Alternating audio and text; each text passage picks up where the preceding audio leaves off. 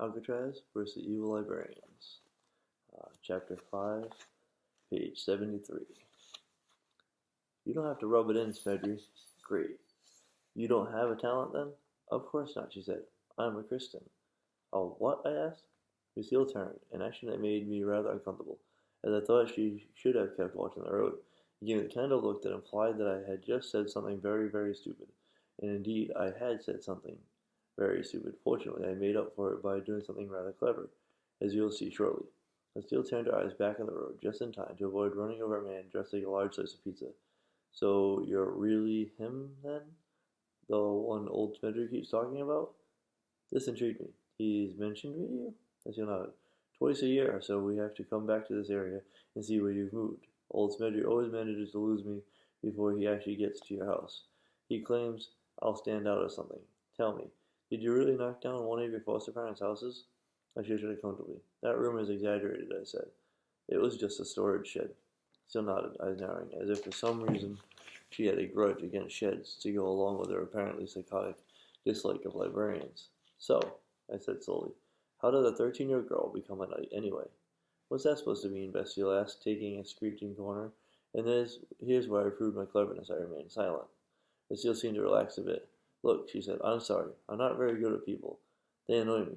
That's probably why I ended up in a job that lets me beat them up. That's supposed to be comforting, I wondered. Plus, she said, you're a Smedry, and Smedry's are trouble. They're reckless, and they don't like to think about the consequences of their actions. That means trouble for me. See, my job is to keep you alive. It's like, sometimes you Smedrys try to get yourself killed just so I'll get in trouble. I'll try my best to avoid something like that, I said honestly, though her comment did spark a thought in my head. Now that I had begun to accept the things happening around me, I was actually beginning to think of Grandpa Smedry as, well, my grandfather, and that meant my parents. I thought, they might actually be involved in this. They might actually have sent me that bag of sands. They would have been Smedrys too, of course. So were they some of the ones that got themselves killed, as Bastille so nicely put it? Or like all these other relatives I was suddenly learning I had my parents still around somewhere? That was a depressing thought. A lot of us foster children don't like to consider ourselves orphans. It's an outdated term, in my opinion. It brings to mind images of scrawny, dirty-faced thieves living in the street and getting meals from good-hearted nuns. I wasn't an orphan. I had lots of parents. I just never stayed with any of them all that long.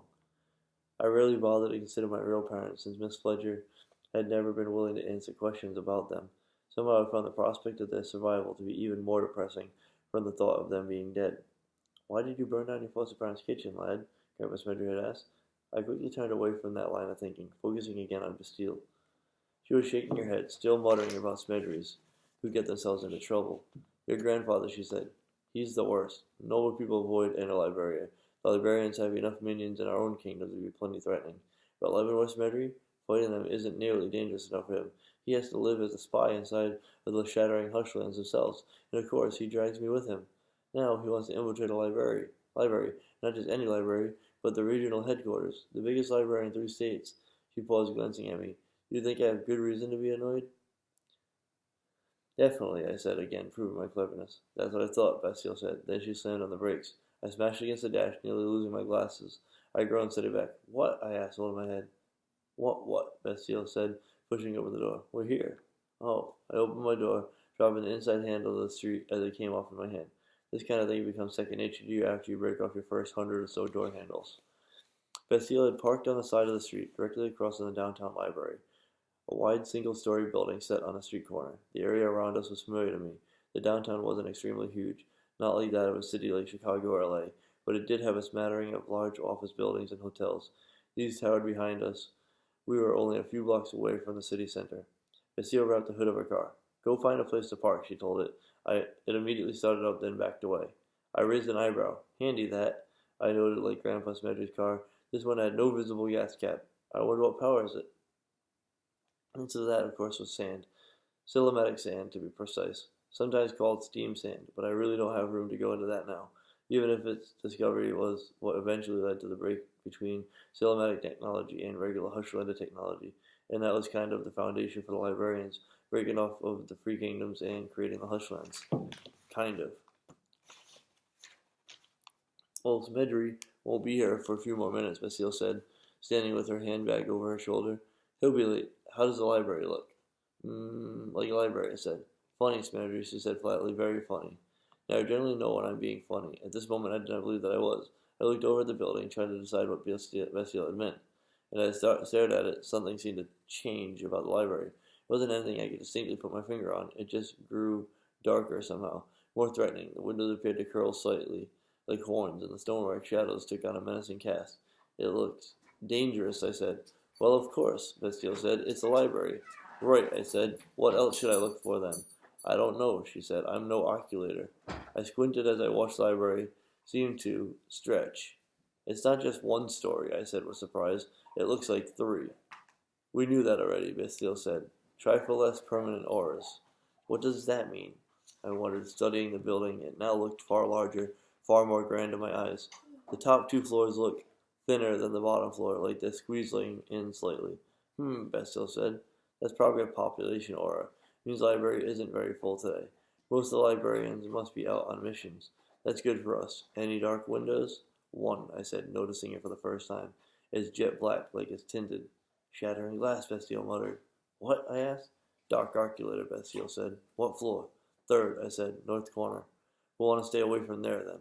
I frowned. I'm guessing a dark oculator is something dangerous, right? They're like super librarians, Bastille said. Not all librarians are oculators. She rolled her eyes at me. Of course not, she said. Very few people are oculators.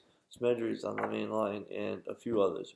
Regardless, dark oculators are very, very dangerous.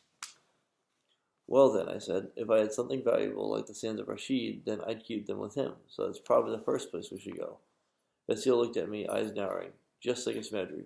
If you die, I'm never going to get promoted. How comforting, I said, then nodded at the library. I'm seeing something else about the building. I think some of the windows are glowing just a bit. Which ones?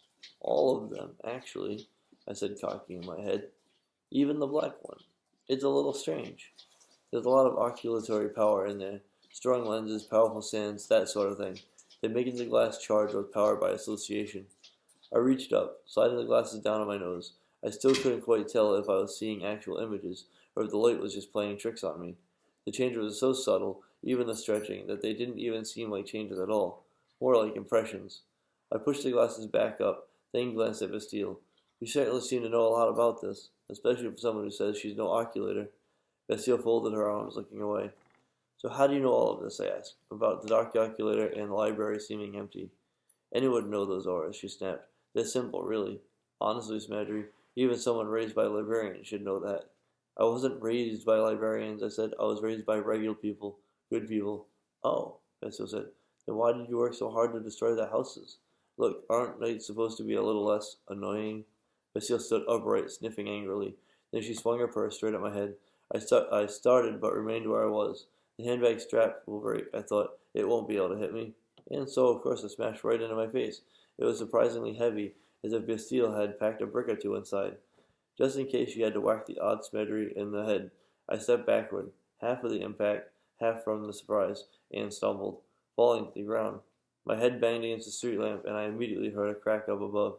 The lamp's bulb shattered in the ground beside me. Oh, sure, I thought, rubbing my head. That breaks.